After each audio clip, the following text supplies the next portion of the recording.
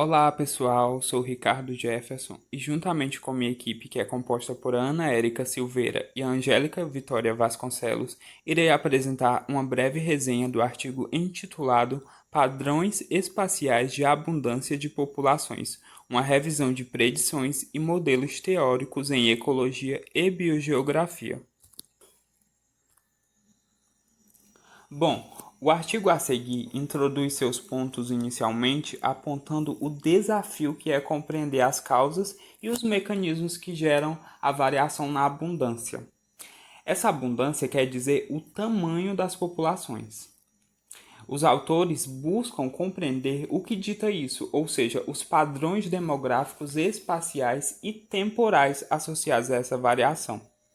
Eles afirmam que isso depende de diversos fatores, como taxa de natalidade, mortalidade, capacidade de suporte, potencial de dispersão, como também fluxo gênico e variabilidade genética. Há até alterações reprodutivas também e competitivas. Então, todas essas características estão associadas ao que será o tamanho de uma população. E isso afirma que o objetivo central desse artigo, ou seja, diante de todos esses pontos, o objetivo do artigo vem como o de elucidar e apontar o sucesso de uma espécie. Isso concluímos no decorrer do artigo, onde eles estudam esse sucesso apenas de uma única espécie modelo. Eles usaram apenas uma espécie modelo para realizar a investigação desses atributos biológicos e características espaciais que contribuíram para a formação dos padrões de distribuição dessa população e, consequentemente, da sua estrutura genética, vendo que isso está diretamente ligado à seleção natural, né? Foi realizada uma revisão histórica do avanço de modelos preditivos já desenvolvidos, como também foi realizada a identificação de lacunas para aprimorar esse estudo de padrão de abundâncias em diferentes escalas espaciais. Ou seja, eles foram encontrando lacunas que foram sendo desenvolvidas para chegarmos ao nível de compreensão desse campo que temos hoje.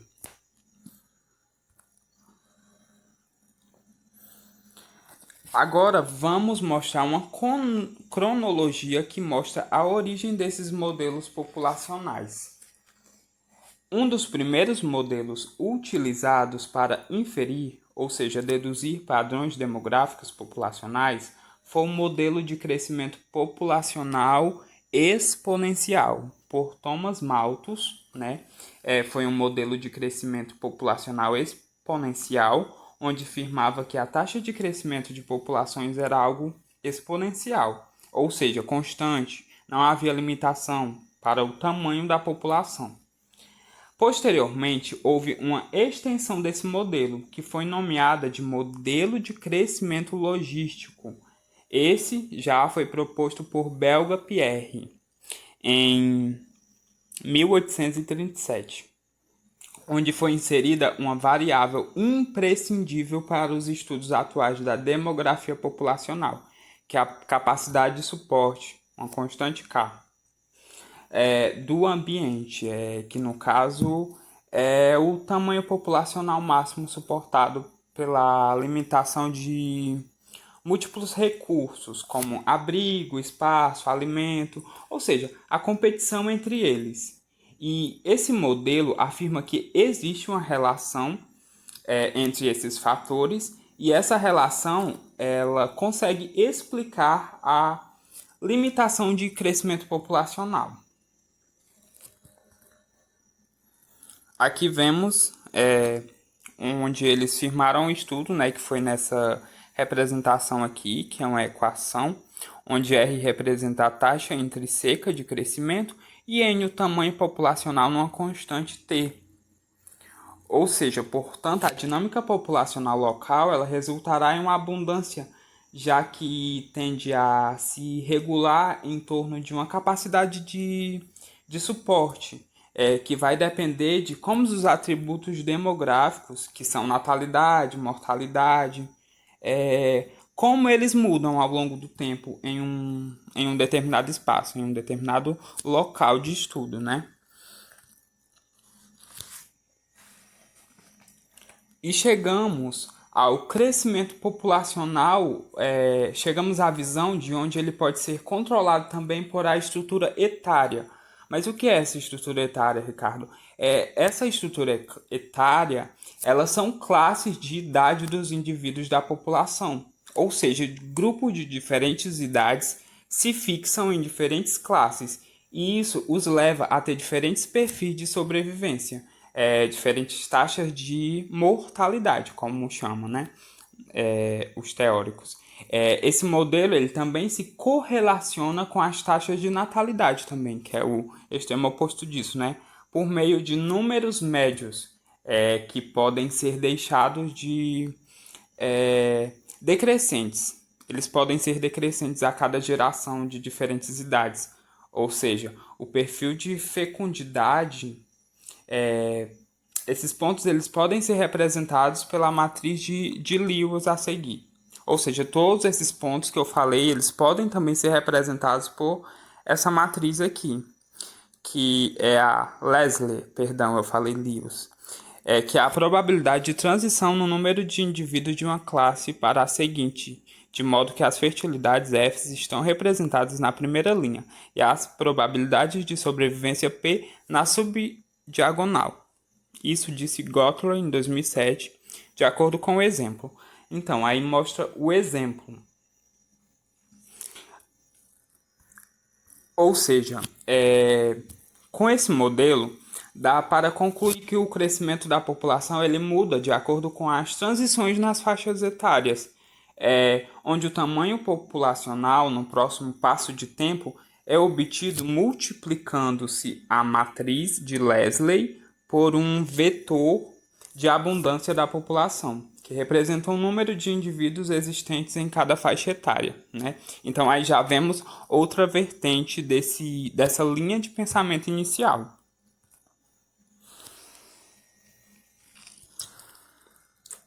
Com isso, a gente vê a importância desses modelos para os estudos ecológicos populacionais de crescimento, que de forma simples são úteis na previsão das abundâncias populacionais. Entretanto, esses assumem que as populações sejam fechadas. Eles afirmam que o tamanho de uma população depende unicamente dos atributos demográficos que ocorrem. É, Ocasionalmente, o que é uma predição biológica não realista, né? Porque isso a gente consegue ver que as contribuições dos processos de dispersão populacional e a interação entre espécies que depende de como cada espécie se dispersa no local, não o contrário, né? Então a gente vê que há uma divergência nisso. Bom, agora vamos falar como a movimentação dos indivíduos afeta a persistência das populações. O conceito de metapopulação, que é o que define uma população regional formada por populações locais essas interligadas por migração, por processos de migração, essa é a definição de metapopulação. E isso altera toda a ótica de entendimento sobre a previsão de abundância local das populações. Com isso, os estudos dessa área também se modificam, vendo a perspectiva que essa perspectiva multipopulacional, nessa perspectiva, as populações locais se extinguem frequentemente. E com isso, a escala apropriada para o equilíbrio entre as populações é a escala regional, que inclui várias populações locais interligadas. E esse modelo metapopulacional clássico, ele descreve as populações de locais ocupados por essas populações. É descrito isso ignorando as populações individuais nos campos de estudo, né? Já no modelo analítico de metapopulações, onde esse modelo assume que o número de manchas, que são os fragmentos, são infinitos e todos igualmente conectados.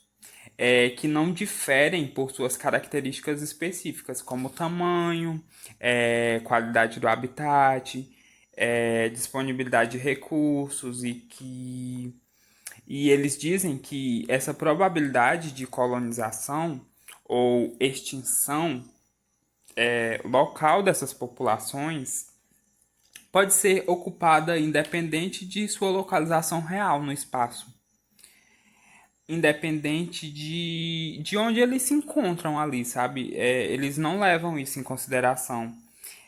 Porém, sabido ainda que o espaço, a gente tem esse conhecimento de que o espaço seja implícito, o modelo de Leibniz-Lewis, ele prevê essa estruturação da distribuição, o que permite compreender as condições para a persistência de uma metapopulação baseada unicamente no balanço entre as taxas de colonização e extinção. Agora a gente vai ver esse modelo, que é esse aqui, ó. É o modelo de Leibniz. Sempre confundo, onde I é a taxa de imigração e E é a taxa de extinção. A gente vê assim que a probabilidade de colonização era um processo de metapopulação local e que a probabilidade de extinção local, essa probabilidade ela irá depender diretamente da ocorrência regional para que ocorra essa extinção local. E isso tudo terá como resultado um modelo metapopulacional do tipo ilha-continente, tá? Esse desenvolvimento dessa equação chegou a esse modelo populacional do tipo ilha-continente. Já nesse modelo, né, que foi se firmando, foi o modelo de Hansky. Eles inseriram o efeito resgate e a taxa de intuição, que ela passa a ser também independente da ocorrência regional. Eles foram criando essas equações a partir daquela primeira. E aí a gente vê que desde a criação daquele primeiro modelo, que é o modelo metapopulacional, foi utilizado esse modelo metapopulacional, que foi o primeiro, como base para vários e vários estudos teóricos. Porém, a simplificação da realidade do modelo resultou em críticas ao seu valor, sabe? Ele passou a perder aquele centralização dele como um modelo real e um modelo que funciona. Ele foi recebendo críticas do seu valor como conceito básico de metapopulação, porque aquele modelo ele era principalmente muito básico, muito preciso. E ele foi perdendo isso, pois as paisagens reais fragmentadas elas existem em ampla variação no tamanho e isolamento de fragmentos nesses habitats que são considerados adequados. E isso faz com que as distâncias de dispersão sejam reduzidas. Por fim, diante de tudo isso que já foi falado, atualmente há necessidade de investigar como as características físicas do espaço podem alterar as predições demográficas feitas através do modelo de Leibniz, né, que é o modelo início. Para esse modelo que é para a projeção da distribuição e a abundância no espaço. Representa de fato, esse modelo ele representa de fato os padrões e os processos metapopulacionais. Então a gente vê que há uma esfera aí de crítica sobre como esse modelo ele foi sendo desenvolvido, como foi filiando diversos outros modelos e aí acabou que ele perdeu sua credibilidade. Então a gente vai ver agora posterior o desenrolar de como esses modelos estão sendo utilizados. Olá, tudo bem? Eu sou a Ana Érica e vim falar um pouco sobre os conteúdos que estão inseridos no artigo de padrões espaciais de abundância de populações. Então, eu vou focar principalmente nos tópicos de heterogeneidade ambiental e também nos modelos espacialmente explícitos. Então, vou começar minha apresentação com a seguinte pergunta: como a heterogeneidade ambiental contribui para a flutuação da abundância e para a diversidade genética ao longo do espaço? Bom, a heterogeneidade do ambiente, ela pode afetar a dinâmica populacional, pois a estrutura geral da paisagem, ela afeta o grau de conectividade e, por consequência, ela afeta também as taxas de dispersão. Foi diante disso que Hansky, em 1994, propôs uma abordagem chamada metapopulacional, que ficou conhecida como função de incidência. E esse modelo, ele é uma extensão do modelo de Levins, que é esse senhorzinho aqui do lado direito da imagem. Só que com algumas diferenças, entre elas o número de fragmentos de habitat e o de populações, que seria finito. Os fragmentos, eles também poderiam ter diferentes tamanhos e graus de isolamentos. E também esse modelo ele seria espacialmente explícito, já que cada fragmento possui uma referência espacial. Com isso, a partir de dados empíricos, torna-se possível que se reproduza de fato a dinâmica metapopulacional de qualquer rede de fragmentos, desde que haja, é claro, informações sobre essas áreas, como, por exemplo, sua localização espacial e informações sobre a ocupação inicial dessas áreas. Esse tipo de modelo realístico, ele permite investigar como que vários atributos da paisagem afetam essa dinâmica metapopulacional, sendo uma espécie de abordagem, digamos assim, de muita importância, diante de uma paisagem que se encontra cada vez mais fragmentada, devido às ações antrópicas, devido às ações do homem. E a perda de habitat, justamente com as fragmentações, elas geram descontinuidades na distribuição de recursos. Recursos esses que são essenciais, como alimento, áreas de refúgio, água, sem falar também nas condições ambientais, que é ao que se refere ao microclima.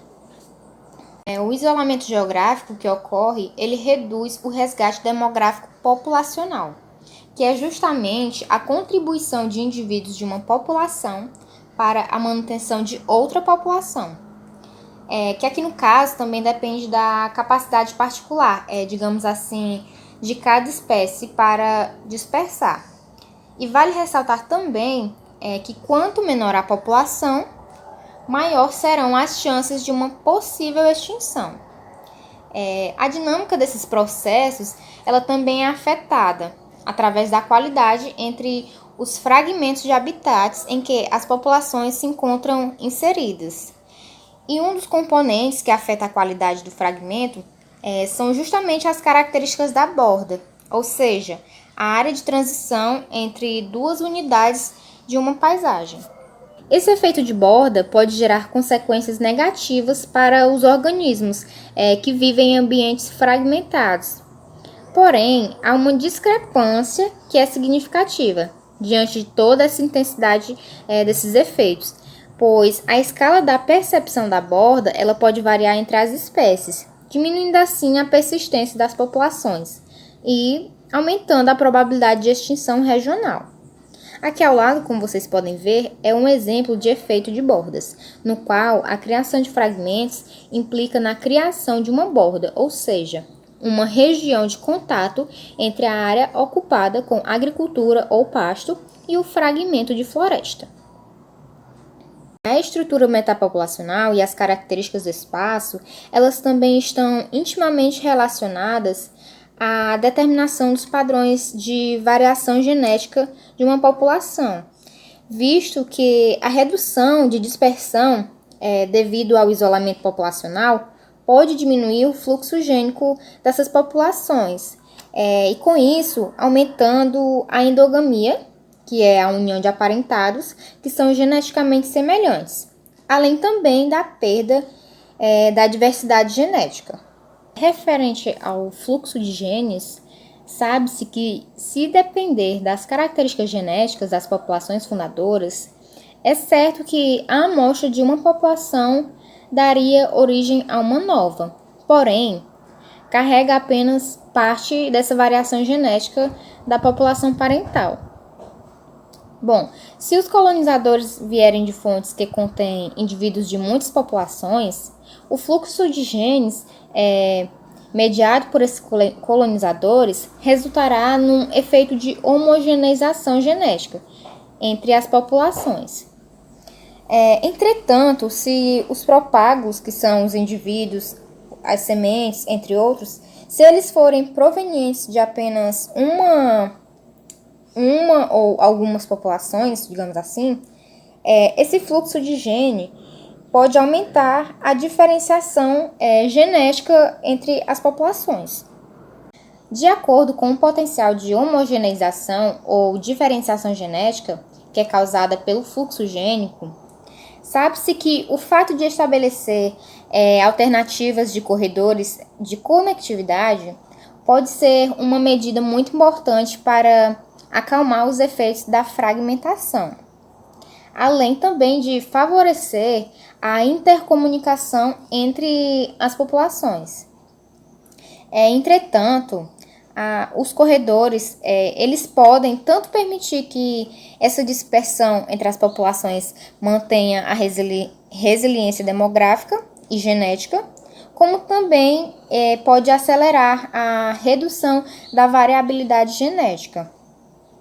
E para identificar regiões importantes para a criação desses corredores para a dispersão, faz-se necessário combinar informações sobre os padrões de movimento, os corredores funcionais, de fato, que eles possam ser estimados através de ferramentas de análise espacial, além também das informações sobre as composições genéticas dessas populações. E é diante disso que a heterogeneidade espacial ela deve ser considerada de forma explícita em análises dos padrões populacionais, para que assim possamos compreender a dinâmica metapopulacional e, consequentemente, também os padrões de abundância e genética em escala regional. Nos modelos espacialmente explícitos, os indivíduos ou as populações locais, eles ocupam uma posição que é específica dentro de um domínio espacial, visto que, em uma abordagem de modelagem matemática analítica, se torna possível gerar um modelo de equação, sendo do tipo reação-difusão, no qual esses indivíduos eles são distribuídos de forma contínua no espaço. Ou seja, assumindo uma população grande o suficiente para defini-la como um fluido contínuo. E com o decorrer do tempo, esses indivíduos eles dispersam para os locais vizinhos. E essa dispersão ela ocorre por movimentos aleatórios que assumem iguais probabilidades de deslocamento. No entanto, as interações elas ocorrem somente entre os indivíduos em que se encontram na mesma posição espacial. E além disso, como esse modelo pressupõe que os ambientes sejam uniformes, os resultados eles podem apresentar uma, digamos assim, sobreprevisão quanto ao padrão de distribuição de abundância dessas populações.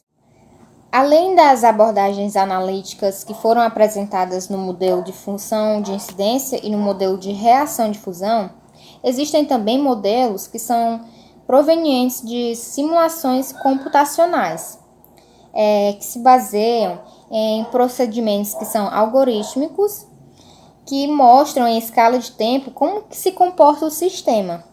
E eles permitem, assim, o monitoramento de cada fase do modelo, para que seja possível detectar os erros ou, pelo menos, permitir a calibragem da simulação para atingir uma maior precisão. Esse modelo de autômato celular, ele é mais realístico que o anterior, pois ele insere a ideia de que a dispersão ela não é infinita e que os locais vizinhos eles também influenciam na dinâmica de um local específico. E isso acaba aproximando mais ainda das interações que são observadas em habitats reais.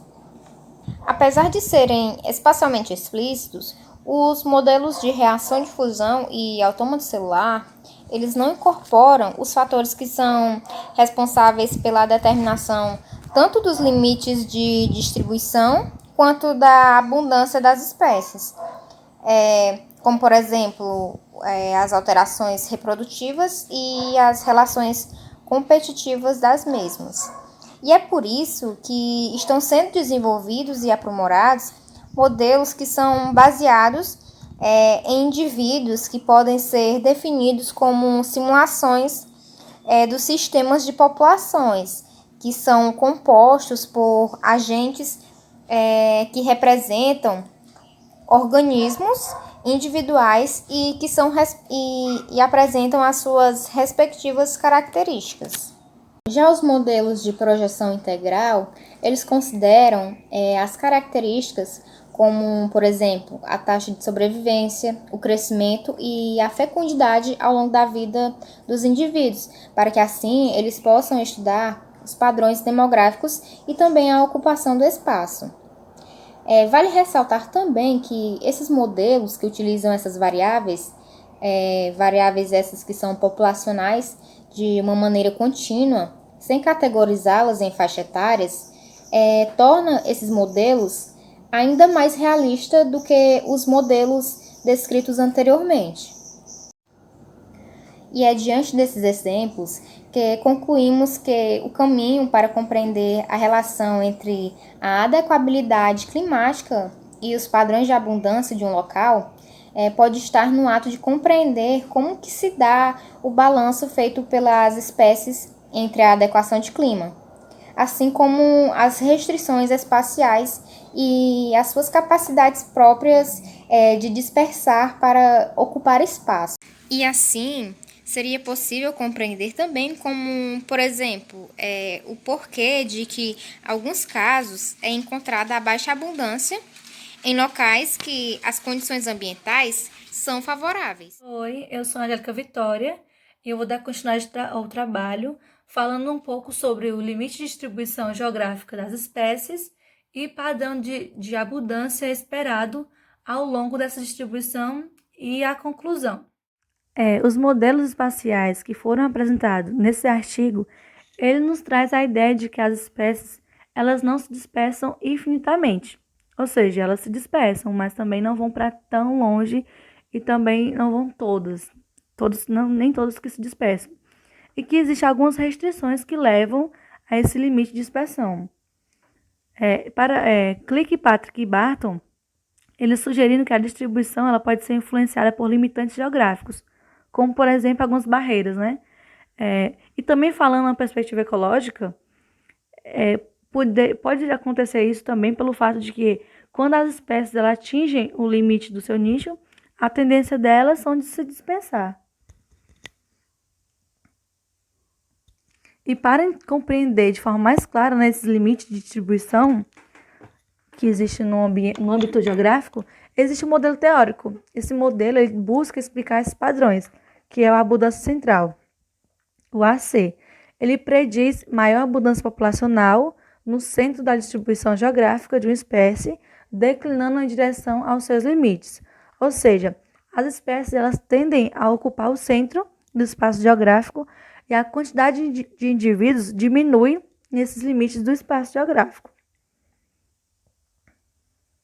E esse padrão estabelecido pela abundância central, eles são considerados há décadas uma das regras gerais em biogeografia.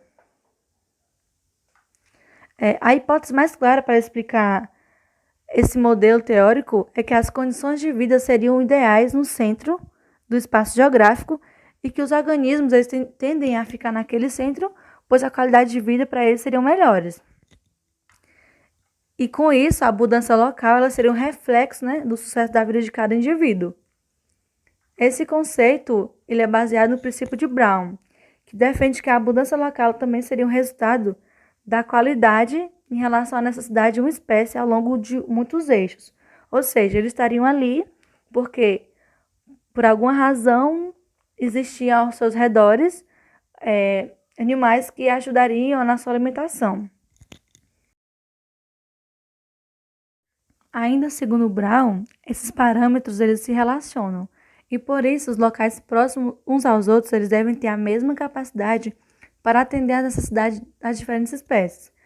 E esse distanciamento de um local ideal para o outro, ele iria diminuir a probabilidade do outro de satisfazer as várias necessidades de uma espécie. E com isso iria haver a diminuição do tamanho da população naquele local. Ou seja, um local sempre estaria necessitando de outro. E mesmo que os aspectos da AC sejam bem fundamentados, né?